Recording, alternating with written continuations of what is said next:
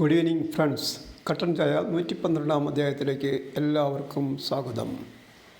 Lakshmi welcomes U. എല്ലാവർക്കും കട്ടൻ ചായ 112 അധ്യായത്തിലേക്ക് സ്വാഗതം. എന്നോട് നിങ്ങൾ കാണിക്കുന്ന സഹകരണത്തിന് വളരെ നന്ദി പറയുന്നു.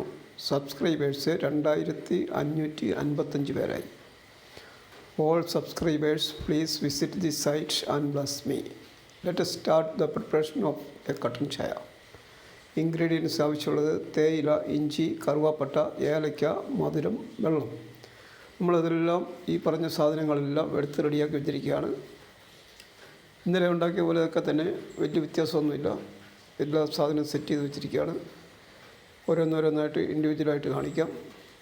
ഇത് നമ്മൾക്ക് വെള്ളം തിളപ്പിക്കാനുള്ള പാത്രം, ഇത് അതിലേക്ക് ഒഴിക്കാനുള്ള 2 ഗ്ലാസ് വെള്ളം, അടുത്ത് തേയില, ലിപ്റ്റൺ കമ്പനിയുടെ ഡാർജിലിംഗ് ബ്രാൻഡ്,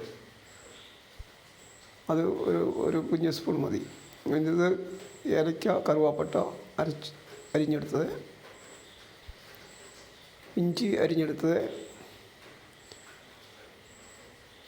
ഇത് മധുരം, ഷുഗർ ഫ്രീ സ്വീറ്റ്നർ, പുതിയ പാക്കറ്റ് മേടിച്ചതാണ്.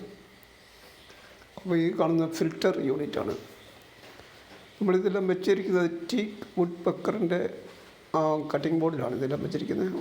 അപ്പോൾ അതെനിക്കൊരു വലിയൊരു അനുഗ്രഹമാണ്. സാധനങ്ങളെല്ലാം വെക്കാനായിട്ട് നല്ല ടിപ്പ് ടോപ്പായിട്ട് വയ്ക്കാൻ പറ്റുന്നുണ്ട്. അപ്പം നമ്മൾ വെള്ളം നേരത്തെ ഒഴിക്കുകയാണ് പാത്രത്തിലേക്ക്.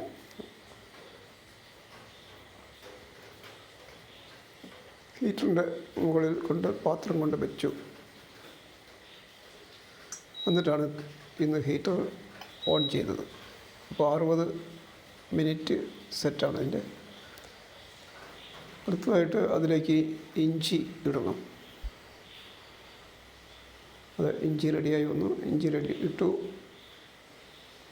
അടുത്തത് കറുവാപ്പട്ട മസാല മിക്സറാണ്. ഇനി ഇത് 2 മിനിറ്റ് നേരം ചൂടാകണം. 2 മിനിറ്റ് ചൂടായിട്ട് വെള്ളം തിളയ്ക്കും.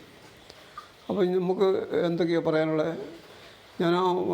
നമ്മൾ നേരത്തെ പഴയ എപ്പിസോഡുകളിൽ പറഞ്ഞിരുന്നു സബ്സ്ക്രൈബ് ചെയ്യാനുള്ളവർ ഒരു ഇമോജി ഇടണമെന്ന്. അത് വളരെയധികം ആളുകൾ അതിനോട് സഹകരിക്കുന്നുണ്ട്. ഇന്ന് തന്നെ ഞാൻ നോക്കുമ്പോൾ ഒത്തിരി പേരുടെ ഇമോജികൾ വന്നിട്ടുണ്ട്. അവരെല്ലാം ഞാൻ ഇങ്ങനെ അവരുടെ വീഡിയോ കണ്ട് അവരെ സബ്സ്ക്രൈബ് ചെയ്യും. എന്നിട്ട് അവരെ ഞാൻ അറിയിക്കുകയും ചെയ്യും.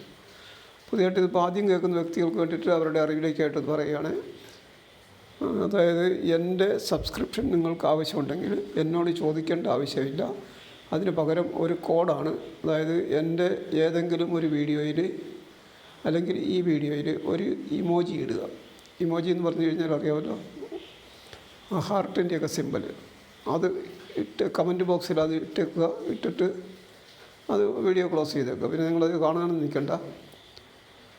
അതായത് നമ്മൾ ഇത് യൂട്യൂബിൻ്റെ നിയമത്തിന് അപ്പുറത്തല്ല.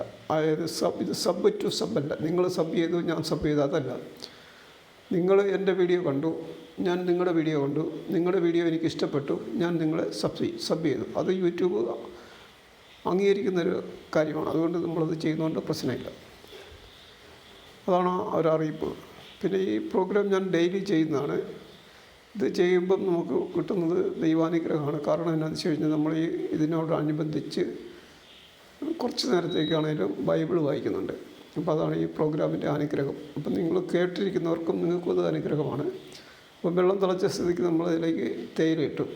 ഈ തേയില ഏറ്റവും നല്ല ക്വാളിറ്റിയാണ്, നല്ല വിലയുള്ളതാണ്, നല്ല ക്വാളിറ്റിയാണ്. അപ്പം അത് ഇത് 3 ലെവലിലുണ്ട്. അതായത് low, medium and high colour. അപ്പോൾ നമ്മൾ ഒരു മീഡിയം കളറിലാണ് നമ്മൾ ചായ എടുക്കുന്നത്.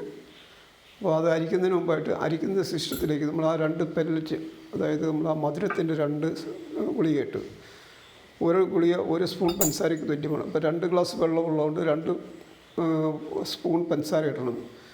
അപ്പോൾ അതിന് വേണ്ടിയിട്ട് 2 ഗുളിക അതിനകത്തിട്ട് തേയില വെള്ളം അതിൻ്റെ അകത്തേക്ക് നമ്മൾ അരിച്ചൊഴിച്ചു. ഇനി നമ്മൾ അതിനെ ഒന്ന് ഇളക്കണം.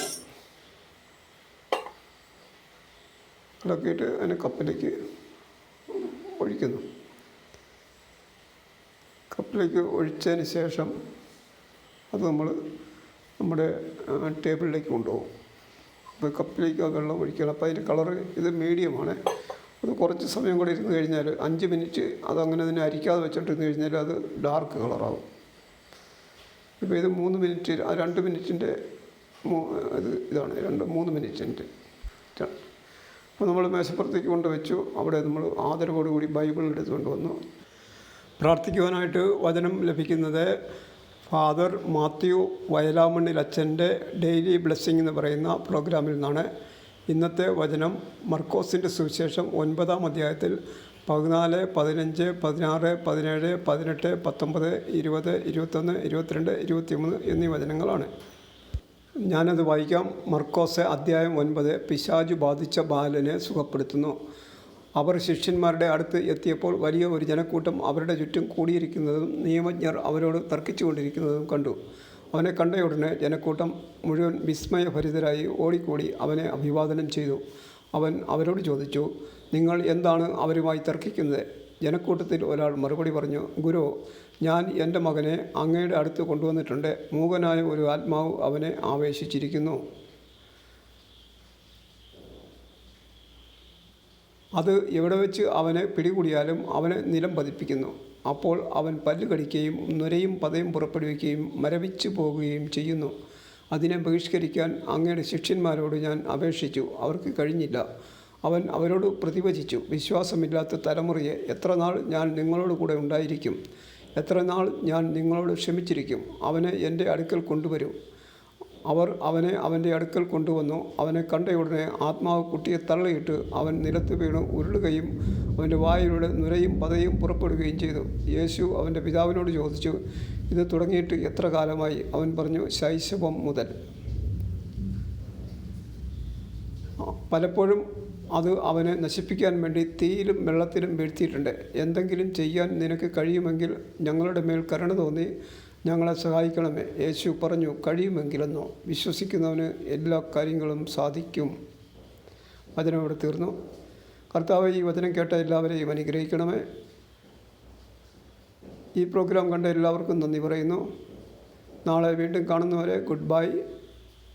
And this is end of this programme. Shubham.